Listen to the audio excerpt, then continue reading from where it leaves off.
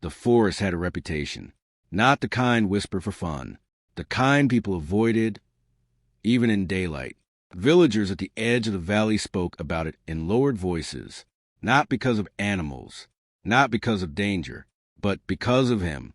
They said an old man lived deep inside, alone, no family, no visitors. No one who went looking for him ever came back with answers.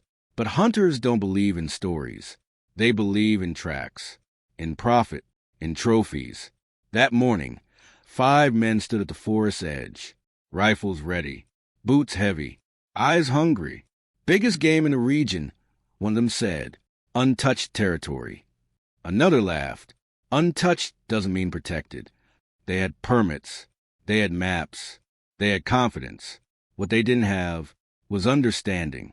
The villagers tried to warn them. An old woman stepped forward, her hands trembling. "You can go in," she said, "but the forest doesn't let everyone leave." The hunters exchanged glances, then laughed. "Forests don't choose," one replied. "We do." That was their first mistake. The moment they crossed the tree line, the air changed. Not colder, not darker, just heavier. Even the wind seemed to hesitate, as if it was watching. Birds went silent. Leaves stopped moving. The forest wasn't asleep. It was aware. They walked deeper. Boots crunching. Branches snapping. Voices loud. Too loud. One of them paused. "Do you hear that?" "Nothing," another replied. "Exactly." But they kept going. Hours passed. No animals. No tracks. No signs of life. Just trees. Endless trees. Until they found it. A small wooden cabin. Old. Weathered. But not abandoned. Smoke rose slowly from a crooked chimney. "He's real," one hunter whispered. "Good." Another smirked. "Means he knows the land." They approached without hesitation. The door creaked open before they knocked. And there he was, the old man, thin, calm, eyes sharper than any of theirs. He didn't look surprised. "You shouldn't be here," he said. No fear, no anger, just certainty. The hunters chuckled. "We're just passing through." "No," the old man replied. "You're being watched." Silence fell, just for a moment. Then one hunter stepped forward. "We've dealt with worse than stories." The old man looked past them. Not at them. Past them. That's what they all said. Something shifted in the trees. Not movement. Not sound. Just presence. The hunters tightened their grips on their rifles. "Who else is here?" one demanded. The old man smiled. Not kindly. Not cruelly. But knowingly. "You think this is my forest," he said. A pause. "It isn't." The wind returned. Suddenly. Violently. Branches shook. Leaves spiraled. And from deep within the forest, a sound echoed. Not a growl. Not a howl. Something older. Something that didn't belong to any animal they knew. For the first time, the hunters didn't look confident. The old man stepped aside, opening the door wider. "You still have time," he said. None of them moved, because now they weren't sure if leaving was still an option. And far beyond the trees, something had already started moving toward them. The wind didn't fade. It circled them, slowly, deliberately. The hunters stepped back instinctively, not out of fear, not yet, but something inside them hesitated. "Enough games," one of them said, raising his rifle. "We're not leaving empty-handed." The old man didn't react, didn't even blink. "You already brought something with you," he said quietly. The hunters frowned. What does that mean? But the old man didn't answer. Instead, he turned around and walked back into the cabin. Just like that. No resistance. No argument. No fear. The door remained open. For a few seconds, none of them moved. Then one of the hunters laughed nervously. "Crazy old man." "Search the place," another said. "He's hiding something." They stepped forward, crossing the threshold. The moment they entered, the air shifted again. Heavier, thicker, like breathing through something unseen. Inside, the cabin was simple. Wooden walls, a table, a chair, a small fire still burning. But no old man. He couldn't have gone far, one muttered. Another checked the back door. Closed. Locked from the inside. Silence crept in. Where did he go? No one answered, because something else drew their attention. The walls. Scratches. Deep ones. Layer over layer. Not random. Not damage. Marks. Symbols. What is this? One hunter whispered. Another stepped closer, tracing the lines with his fingers. They look old. Older than the cabin, someone added. Then came the sound. A slow, deliberate knock. Not on the door. From beneath the floor. All 5 of them froze. It came again. Knock, knock, knock. One of them stepped back. No, that's not normal. Probably animals. Another forced a laugh, but his voice cracked. The knocking stopped, and for a moment, everything went quiet. Too quiet. Then, a whisper. Not from outside, not from inside, but everywhere. You stayed. The hunters spun around, rifles raised. Who said that? No answer. Just the fire flickering. And then, footsteps. Outside. Heavy. Slow. Something was circling the cabin. Crunch. Crunch. Crunch. Not like a human. Not like any animal they recognized. One hunter rushed to the window. He looked out and immediately stepped back. What did you see? Someone asked. He didn't answer. His face had drained of color. What did you see? Another shouted. Finally he spoke, barely above a whisper. It was tall. How tall? Taller than the trees. Silence slammed into the room. That's impossible. But deep down, they knew. Nothing about this place followed rules. The door creaked slightly, still open, as if inviting them, or daring them. One hunter made a decision. We leave, now. No arguments this time. They rushed outside, but the forest was no longer the same. The path they came from, gone, completely gone. In its place, only trees. Endless, unfamiliar, closing in. That's not possible, one muttered. We walk straight. The old man's voice echoed in their minds. The forest doesn't let everyone leave. Something moved between the trees. Not fast, not slow, just inevitable. They aimed their rifles, hands shaking now. Show yourself, one yelled. The movement stopped, then shifted. Behind them, they turned. Nothing. Then again, to the left, then the right. It wasn't chasing them. It was surrounding them, like a predator that already knew the outcome. The hunters huddled together, back to back. For the first time since they arrived, they weren't thinking about hunting. They were thinking about survival. And far above them, the trees began to sway, not from wind, but as if something massive was moving through them, watching, choosing. And somewhere deep within the forest, the old man stood silently, not running, not hiding, waiting, because this was the moment the forest decided who belonged and who didn't. The trees stopped moving, not gradually, all at once, as if something had given a command. The hunters stood frozen, listening, waiting. Nothing came. No footsteps, no whispers, no wind, just silence, the kind that presses against your ears. One of them lowered his rifle slightly. We're being messed with. Another nodded quickly. Yeah, this is just tricks. But no one sounded convinced, because deep down, they all felt it now. This wasn't random. This was intentional. Then it happened. A voice. Clear. Close. It said a name. Rashid. The man in the center stiffened. Who said that? He snapped. No one answered, because none of them had spoken. The voice came again. Closer. Rashid. This time, it wasn't just a call. It was recognition. Rashid's breathing grew heavy. That's not funny. But someone whispered back. I didn't say anything. The forest shifted again. Not around all of them, just around Rashid. The others watched in confusion as the trees behind him began to bend, opening, forming a narrow path. No, Rashid muttered, stepping back. I'm not going there. But the voice returned.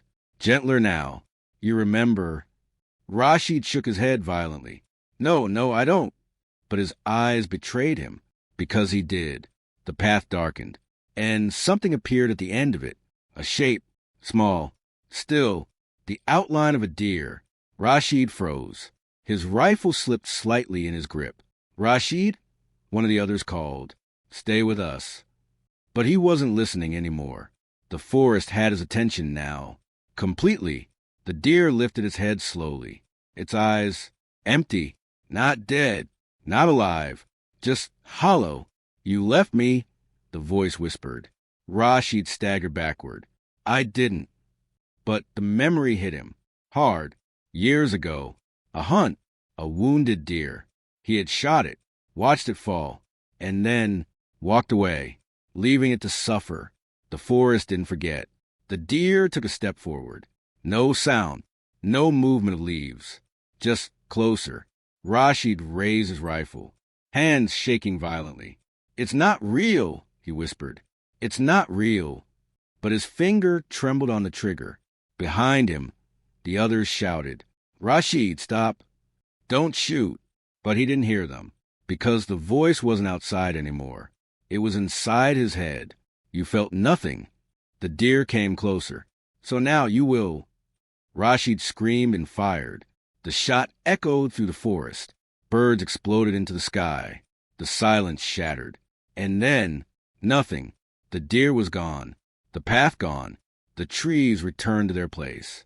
As if nothing had happened, Rashid stood there, breathing heavily, sweat pouring down his face. I hit it, but no one answered, because the others weren't looking at him anymore. They were looking past him. Slowly, Rashid turned around, and his breath caught. Standing behind him was the old man, closer than before, much closer. You see now, the old man said calmly. Rashid stumbled back. How did you? You brought your past with you, the old man interrupted. His eyes moved across all of them, and the forest returns it. A low rumble echoed in the distance, not from the ground, from above. The hunters looked up. The sky was gone, covered, blocked by something vast, moving, watching. What is that? One whispered. The old man didn't look. He already knew. It's not what you think, he said. Another hunter raised his rifle toward the sky. Then tell us what it is. The old man finally looked at him, and for the first time, there was something different in his expression. Not calm, not warning, something deeper. You still believe this is about survival, he said. A pause. It isn't. The ground beneath them trembled slightly. Leaves began to fall, not from wind, but as if the trees themselves were reacting. Then what is it about? One of them demanded. The old man stepped forward, and the forest grew still again. It's about balance. Another rumble, louder now, closer, and you broke it. The hunters tightened together again, fear no longer hidden. Fix it, one of them said quickly. We'll leave. We won't come back. The old man shook his head slowly. It doesn't work like that. The presence above them shifted again, massive, unseen. But there is one thing you still don't understand, the old man continued. They waited, desperate now. What? Someone whispered. The old man looked directly at them, at all of them. You think I live in this forest? A pause. The rumble stopped. Everything stopped. Even their breathing felt too loud. The old man's voice dropped. I don't live here. Silence. I serve it. And at that exact moment, something began to descend from above the trees, not falling, not jumping, lowering itself, slowly, deliberately, revealing just enough to make them realize one thing. They were never the hunters. They were chosen, and whatever ruled this forest had finally arrived. The thing didn't land. It didn't need to. It simply existed above them, lower now, close enough that the trees bent under its presence, but still unseen in full. Only fragments revealed themselves, a shape that refused to stay still, not changing, not shifting, but impossible to fully understand. The hunters stared upward, frozen. One of them dropped his rifle. It hit the ground with a dull thud. No one flinched, because something far heavier had already fallen on them. Realization. This isn't possible, someone whispered. The old man stood quietly among them, not afraid, not threatened, almost respectful. You were warned, he said. No anger, just truth. The presence above them pulsed. Not like a heartbeat, like attention. It was observing, studying, judging. And then it moved, not physically, but something in the forest shifted instantly. The ground beneath one hunter cracked slightly. He stumbled. Hey, what's happening? The others tried to pull him back, but the soil around his feet hardened, like it was gripping him. No, no, no, help me. He struggled harder. The forest tightened, wrapping around his boots, his legs, like roots awakening from beneath. Dios something, he screamed at the old man. For the first time, the old man stepped forward, but not to help him, to stand closer, to witness. It chooses, he said quietly. The hunter's panic exploded. I didn't do anything. The forest still for a moment, as if listening. Then, a sound, not loud, not violent, just undeniable, from somewhere deep in the trees. A chorus, voices, not human, but carrying meaning. He lies. The hunter froze. No, no, I didn't. Images flashed in his mind, not memories, judgments, animals hunted for sport, not survival. A wolf shot while it ran, a bird taken mid-flight, a nest destroyed just because it could be. The forest had seen it all. The roots tightened. I didn't know, he screamed. The old man looked at him. You knew, he said, and the forest agreed. Without warning, the ground pulled him down, not violently, not brutally, just final, like he was being returned. His screams faded, then disappeared completely. The earth sealed itself. No trace left behind. The remaining hunters stood in silence. No one spoke. No one moved, because now they understood. This wasn't revenge. This was balance. The presence above shifted again, closer, and this time they saw more. Not a face, not a body, but something vast, interwoven with the forest itself, branches bending toward it, roots responding to it. It wasn't in the forest. It was a forest, alive, aware, ancient beyond understanding. One of the hunters dropped to his knees. We didn't know. The old man looked at him. And now you do. Another hunter stepped forward. We'll fix it, he said desperately. We'll protect it. We'll. The forest stirred, not violently, but with skepticism. You think words matter here? The old man asked. The man fell silent, because deep down, he knew the answer. The presence above them lowered again, and this time it focused on one man, the youngest, the quietest. He hadn't spoken much, hadn't fired a shot, hadn't laughed at the warnings, but he had followed, and in this forest, that still meant something. The ground beneath him trembled slightly. He looked at the old man. What happens now? The old man studied him carefully. For the first time, there was uncertainty. Now, he said slowly, it decides if you stay. The young hunter swallowed hard. Stay as what? The forest answered, not with words, but with feeling. A pull, deep, ancient, calling him, not to die, but to become something else. The old man stepped closer. It doesn't just take, he said. A pause. It keeps what it needs. The young hunter looked around, at the trees, at the ground, at the space where his companion had vanished, then back at the old man. You were chosen to, weren't you? The old man didn't respond immediately, but his silence was the answer. I tried to leave once, the old man said finally, a quiet confession. And the old man looked up at the presence above. It let me understand instead. The forest pulsed, waiting, choosing. The young hunter closed his eyes, and in that moment, he saw everything, not with sight, but with awareness. The lives taken, the balance broken, the silence that followed, and the forest, enduring it all. When he opened his eyes again, he wasn't the same. The fear was gone, replaced by something else. acceptance. I understand, he said quietly. The forest stilled, listening. I didn't respect it, he continued. But I can. A long silence followed. Then the presence above began to rise. Slowly, the pressure lifted. The trees relaxed. The ground softened. The decision had been made, but not spoken. Not yet. The old man watched closely, because what happened next would change everything. The forest exhaled. Not wind, not sound. Something deeper. The pressure that had been crushing their chests lifted. The trees straightened. The ground softened. Even the silence changed. But it wasn't peace. It was resolution. The presence above them began to fade, not disappearing, returning, becoming part of everything again, until the sky slowly revealed itself. Blue, calm, as if nothing had happened. But everything had. The remaining hunters stood frozen. One gone, another shaking beyond words, and the young one, standing still, different. The old man watched him closely. "What did you see?" he asked. The young hunter didn't answer immediately. He looked at his hands, as if expecting them to be different. Maybe they were. "I saw everything," he said quietly. His voice had changed, not deeper, but steadier, grounded. "I felt it," he continued. "The pain, the silence after, the waiting." The old man nodded slowly.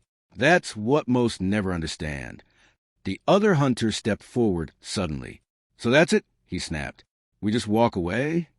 No one answered him, because even he didn't believe his own words. He looked around, at the trees, at the ground, at the place where their companion had vanished, then back at the old man. "What about him?" he asked, his voice cracking. The old man didn't soften. He was returned. The words hung in the air, cold, final. The hunter clenched his fists. "That's not justice." The old man met his eyes. "No," he said calmly. "It's balance." Silence fell again, but this time it wasn't oppressive. It was clear. The young hunter stepped forward. "What happens now?" he asked. The old man studied him. Longer this time. "You can leave," he said. The other hunter looked up quickly. "Leave." The old man nodded. "The forest has made its decision." Relief rushed across the man's face. He didn't hesitate, didn't question, didn't look back. He turned and walked. The trees shifted slightly, not blocking him, not guiding him, just allowing. Within moments, he was gone. No sound, no trace, as if the forest had erased his presence entirely. Now only two remained, the old man and the young hunter. The wind returned gently, carrying something new, not fear, not warning, but belonging. The young hunter felt it, a pull, not forcing, inviting. He looked at the old man. "You said I could leave." The old man nodded. "You can." A pause. "But you won't." The young hunter held his gaze, and for the first time, a faint smile appeared, not out of happiness, but understanding. "No," he said softly. "I won't." The forest responded, not loudly, but everywhere. The trees rustled. The ground warmed. The air lightened. It had chosen. The old man stepped closer. "Do you know why?" he asked. The young hunter nodded. "Because someone has to remember." The old man's eyes softened. "Yes." A long silence passed between them. Then the young hunter asked, "What were you before this?" The old man looked around, at the trees, at the sky, at the forest that had become his world. "I was like you," he said, a simple answer, but it carried everything. "And now?" the young hunter asked.